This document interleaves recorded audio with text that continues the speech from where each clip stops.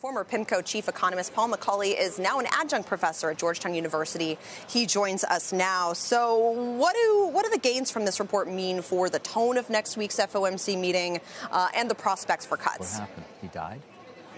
I think today's data is very consistent with the base case scenario, which is that the Fed is going to start easing in June and will probably ease 3 times this year.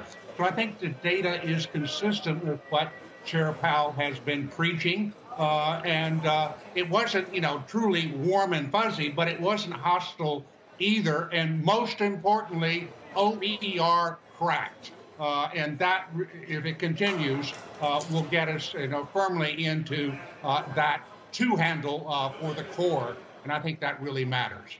But if you look on a 3-month basis, a 6-month basis, still above that 2% target, and, kind of digging into the numbers here, car insurance up 21% year over year, gas up significantly, non-prescription drugs up 9%. So what changes in those instances between now and, say, June that would give the Fed more comfort to cut at that point? It's a whole constellation of things that the Fed is looking at. And I can't overemphasize the importance of the OER disinflating. The other numbers will bounce around. But the big thing we needed to see was OER. And remember, the Fed does not need to get to 2% to start the easing process. They've told us that categorically. I think a 2 handle would be nice for them. I don't think it's absolutely required. So I think we're on a good path towards where the Fed wants to get. And this 2% number is aspirational. The Fed will pound the table. That's where they want to go to. But as a practical matter, they are restrictive and they want to start dialing back. They will still be restrictive, but they don't need to be as restrictive as they are.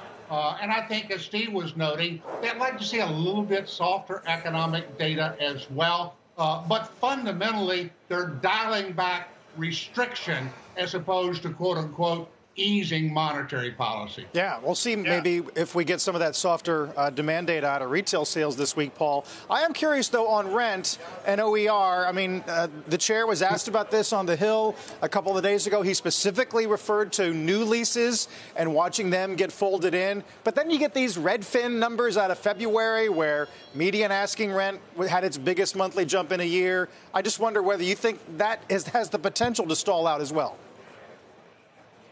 The short answer is I don't know, Carl, but fundamentally, I think the market and the Fed understands the alchemy of OER, and they recognize that it's hugely lagging, and I think they'll be comforted by what happened today. It's no guarantee what's going to happen next month.